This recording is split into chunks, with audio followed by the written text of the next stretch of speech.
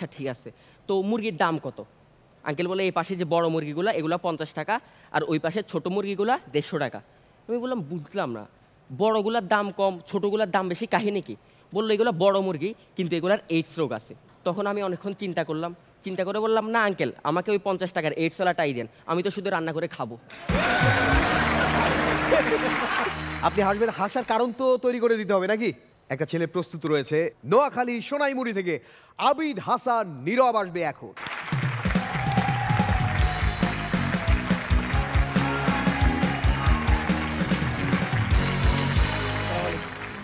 হ্যাঁ, রাতে আমি চোখ খুলে দেখি আমি হসপিটালে শুয়ে আছি, পুরো গা ব্যান্ডেজ করা, সামনে ডাক্তার, এর পাশে আম্মু আব্বু, আর এর পাশে ওই পুলিশ আঙ্কেলটা যে আমাকে বিকালে ধরছিল। কাহিনীটা শুরু হয় সকাল থেকে। আমি পার্কে বসেছিলাম, হঠাৎ কে যেন একটা পিছন থেকে এসে আমাকে জড়াই ধরলো, আমার চোখে হাত দিল। আমি হাত ধরে টেনে আনলাম, দেখতেছি শাবনাম আপু। এরপর উনি আমাকে ওনার বাসায় নিয়ে গেল, আচ্ছা, বসালো, উনি কিচেনে গেল, একটু বড় একটা প্লেট নিয়ে আনলো, প্লেট নিয়ে আমার সামনে আসলো। ঠিক এমন সময় আমার ঘুম ভেঙে গেল, এটা স্বপ্ন ছিল। তো এরপর ঘুম থেকে ওঠার পর থেকে আমার খুব বিরিয়ানি খেতে ইচ্ছে করতেছে, কারণ ওই প্লেটে বিরিয়ানি ছিল। তো আমি আম্মুর রুমের সামনে গিয়ে বললাম আম্মু বিরিয়ানি। আম্মু বললো তুই বিড়ি খাস? ওই বলি না না আম্মু, বিরিয়ানি খেতে ইচ্ছে করতেছে, রান্না করে খাওয়াবা? যে ও বিরিয়ানি খাবি, আমাকে বলবি না, যা রান্নাঘর থেকে আমার বেলনটা আন্তরে খাওয়াচ্ছি। আমি বললাম না না আম্মু থাক, খাবো না। তখন আম্মু বলল আচ্ছা ঠিক আছে, আমি টাকা দিচ্ছি, তুই যে একটা মুরগি কিনে আন, আমি তোকে বাসায় রান্না করে খাওয়াচ্ছি। এরপর আম্মু টাকা দিল, বললো একটা মুরগি আনবি আর হলুদের গুঁড়ো আনবি। এরপর আমি বাইরে গেলাম, মুরগি দোকানে গেলাম, গিয়ে বললাম আঙ্কেল একটা মুরগি দিবেন, আপনার কাছে কি জন্ডিশালা মুরগি আছে? আঙ্কেল বললো জন্ডিশালা মুরগি? বললাম না আম্মু, তো মুরগি আর হলুদের গুঁড়োর জন্য টাকা দিছিল, এখন যদি জন্ডিশালা মুরগি পেয়ে যাই তাহলে আমার টাকা বাঁচবে। এরপর আঙ্কেল বলে না না এমন কোনো মুরগি হয় না। তখন আমি বললাম আচ্ছা ঠিক আছে, তো মুরগির দাম কত? আঙ্কেল বলে এই পাশে যে বড় মুরগিগুলো এগুলো 50 টাকা, আর ওই পাশে ছোটো মুরগিগুলো 150 টাকা। আমি বললাম বুঝলাম না, বড়গুলোর দাম কম ছোটোগুলোর দাম বেশি, কাহিনী কি? বললো এগুলো বড় মুরগি কিন্তু এগুলার এইডস রোগ আছে। তখন আমি অনেকক্ষণ চিন্তা করলাম, চিন্তা করে বললাম না আঙ্কেল, আমাকে ওই 50 টাকার এইডসওয়ালাটাই দেন, আমি তো শুধু রান্না করে খাবো।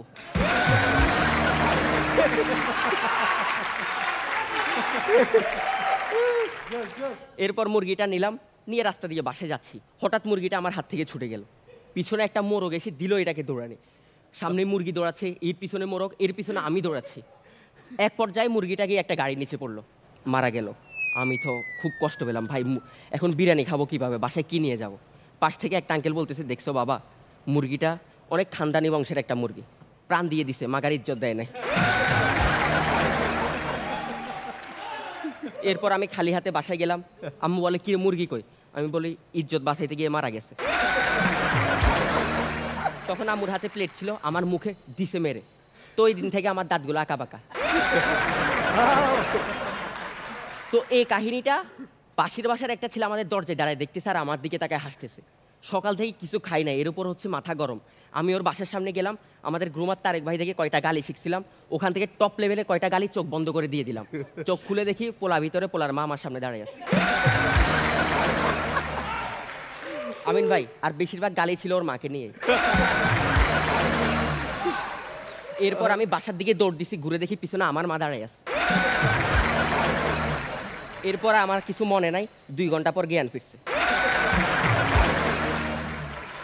তো আপনারা যখন জ্ঞান হারাই ফেলেন, সেন্স আসার পর সবাই কি বলে, কিরে এখন কেমন লাগতেছে, বা পানি খাবি বা কিছু খাবি? আর আমাকে কি বলছিল, এই নে টাকা, তাড়াতাড়ি সবজি আন। এরপর আমি সবজির টাকা নিয়ে বাইরে গেলাম, ভাবতেছি আজকে বিরিয়ানি আমি খেতে হবেই, সবজি নিব না, সবজির টাকা দিয়ে আমি আজকে বিরিয়ানি খাবো। গেলাম বিরিয়ানি দোকানে, গিয়ে বললাম আঙ্কেল 1 প্যাকেট বিরিয়ানি দেন। আঙ্কেল বলে বিরিয়ানি শেষ। খুব খারাপ লাগলো। আমি বললাম খিচুড়ি আছে? বলে যে হ্যাঁ এই যে খিচুড়ি, 50 টাকা প্লেট। খিচুড়ির অবস্থা খুবই খারাপ, কিছু মাছই পড়ে আছে, কিছু উপরে উঠতেছে। আঙ্কেল একটা গামছা নিয়ে বলে যা যা, তোরা যেটা ভাবতেছো সেটা ওইটা না। এরপর আর ভাই খিচুড়িও খেলাম না। এরপর সবজি দোকানে গেলাম, সবজি নিলাম। এরপর হলুদের গুঁড়ের দোকানে গেলাম, হলুদের গুঁড়ি নিলাম, কিন্তু কেমন জানি লাগতেছে। আমি পলিথিন করে ভাবে স্মেল নিচ্ছি, পিছন থেকে পুলিশ এসে বলতেছে এই তুই রাস্তায় পলিথিনের নেশা করতেছিস না?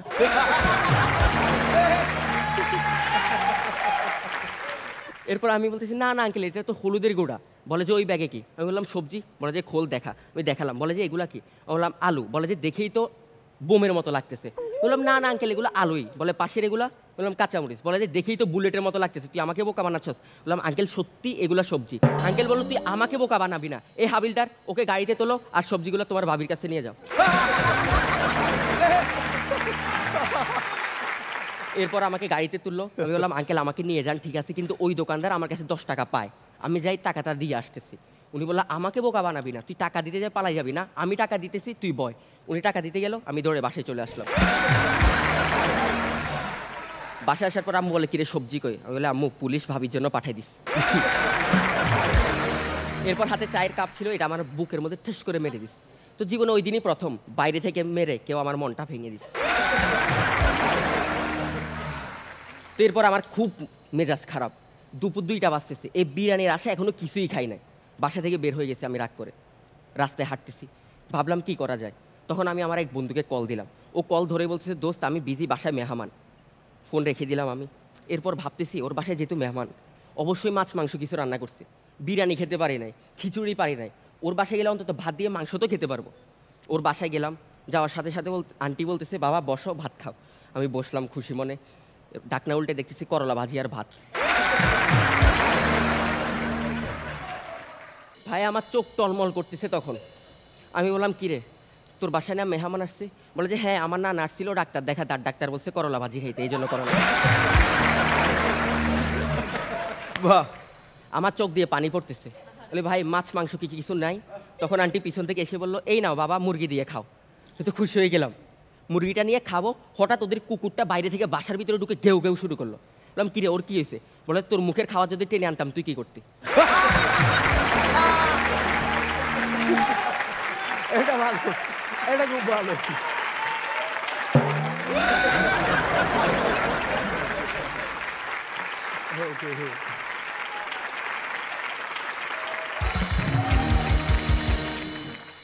ভাই আমি আর খাওয়ার টাওয়ার খেলাম না, হাত ধুয়ে বাসা থেকে বের হয়ে গেছে। তখন প্রায় 3টা বাজে বিকেল, আর সকাল থেকে কিছু খাই না, আমি হাঁটতে পারতেছি না, ঢুলতেছি রাস্তায়। ওই পুলিশটা তখন আবার এসে ধরলো, বলে কিরে তুই রাস্তায় ঢুলতেছস, নেশা করছস?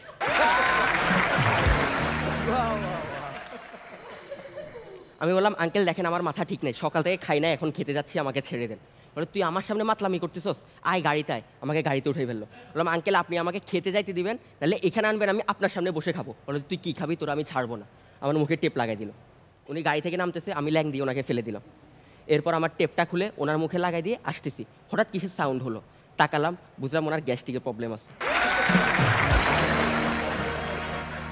এরপর ভাবতেছি শালা টেপ তো আমি ভুল জায়গায় লাগাইছি।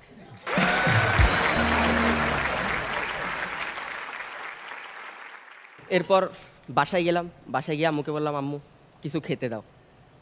এরপর আম্মু ভাত দিল, দেখি ওই করলা ভাজি আর ভাত। আমি আর খেলাম না। আমি বললাম তখন না কল দিয়ে বলছিলাম মুরগি রান্না করতেছো? বলে যে হ্যাঁ রান্না করছিলাম, তুই নাই। এরপর তুই আবার পাশের বাসার ছেলেটাকে মানিয়ে গালি দিছস, আমি তো তোর বাগেরটা ওকে দিয়ে দিস। আমার মাথা পুরা গরম ভাই। গেলাম ওর বাসার সামনে, এবার আর চোখ বন্ধ করি না, চোখ খোলা রেখে মা বাদ দিয়ে বাপকে নিয়ে কয়টা গালি বলে দিলাম। বলে বাসায় ঢুকতেছি, পিছে আমার আব্বা দাঁড়িয়ে আছে। আমি তো ভয়, আব্বা এই যে করছি, আধা ঘন্টা পর বন্ধ করছি। এরপর আমি শুয়ে আছি, আব্বুরে বলতেছি আব্বু পানি দাও। আব্বু দৌড়ে গিয়ে শলার মুটা নিয়ে আনছে। বলে আবার কেন মারবা? বলে যে মারবো না, আধা ঘন্টা করছস, আগে দাঁতের চিপা থেকে মশামাছি বের কর। তো এরপর আম্মু বলতেছে না তুই অনেক কষ্ট পাইছস, আচ্ছা ঠিক আছে তোর জন্য আমি বিরিয়ানি রান্না করতেছি, আমি নামাজ পড়তেছি, তুই গিয়ে চুলার আগুনটা জ্বালাই দিয়ে, আমি মুরগি বসাই আসছি।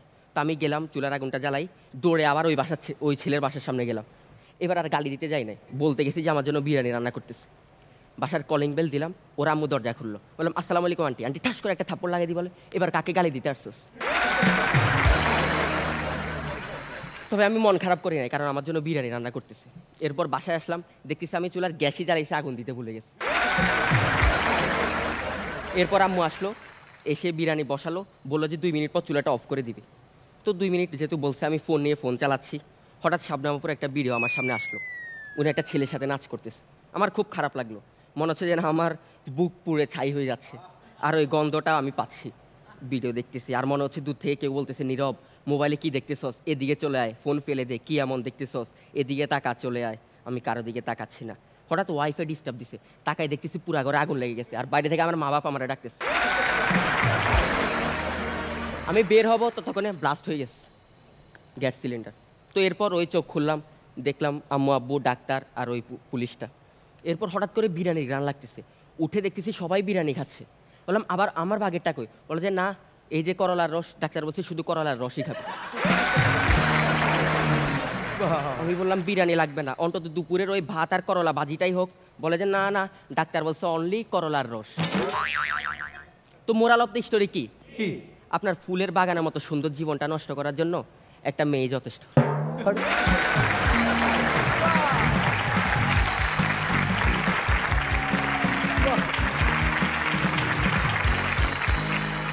শুরু হলো কোথা থেকে? সকালবেলা ওই যে বিরিয়ানি খাবে, ওখান থেকে ঘুরতে ঘুরতে মুরগি হয়ে, খিচুড়ি হয়ে, কোন দিক থেকে পুলিশ স্টেশন হয়ে ঘুরতে ঘুরতে ঘুরতে ঘুরতে আসলো।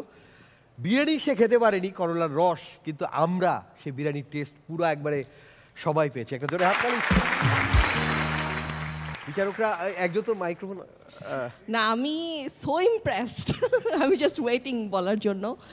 নীরব, তুমি তোমার একটা নিজের স্টাইল অলরেডি এখানে স্টাবলিশ করে ফেলছো, উইচ ইজ ওয়ান্ডারফুল। মানে প্রত্যেকের নিজের স্ট্রেংথ জানাটা খুব জরুরি, যে এটা আমার স্ট্রেংথ, এটা ধরে আমি ভালো করব। আমি যখন অভিনয় করি আমি সব ধরনের চরিত্র অভিনয় করার চেষ্টা করি না, যদি বা ভার্সেটাইল হিসেবে করা উচিত। আমার যেটা স্ট্রেংথ আমি চেষ্টা করি সেটাই করতে, যেটা তুমি ধরতে পেরেছো। ভেরি গুড জব, আমার খুব ভালো লেগেছে। ওর জন্য একটা না দুইটা হার্ট।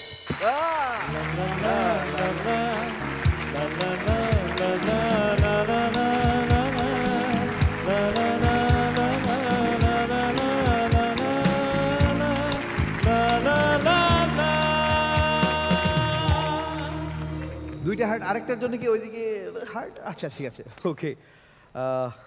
এবার তুষার ভাই। অসাধারণ পারফরমেন্স তোমার, খুব ভালো হয়েছে, গাঁথুনি খুব ভালো ছিল, মালার মতন করে গেছো।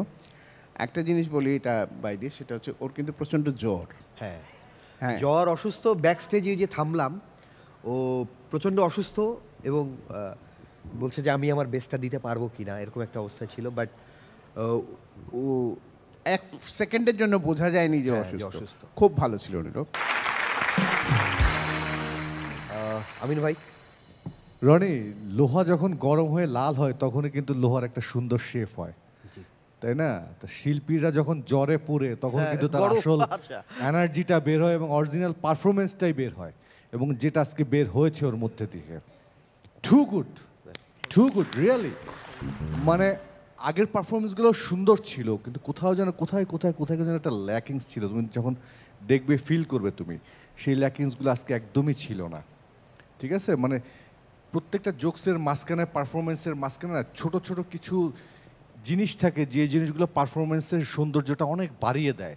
এইটা আজকে ছিল, যে জন্য তোমার পারফরমেন্সটা আজকে অনেক ব্রাইট ফিল হয়েছে, বুঝছো? অনেক ব্রাইট লেগেছে আমাদের সবার কাছে। আমার তো একবার দম বন্ধ হয়ে আসছিল এবং চেয়ার থেকে পড়ে যাচ্ছিলাম আমি রীতিমতো।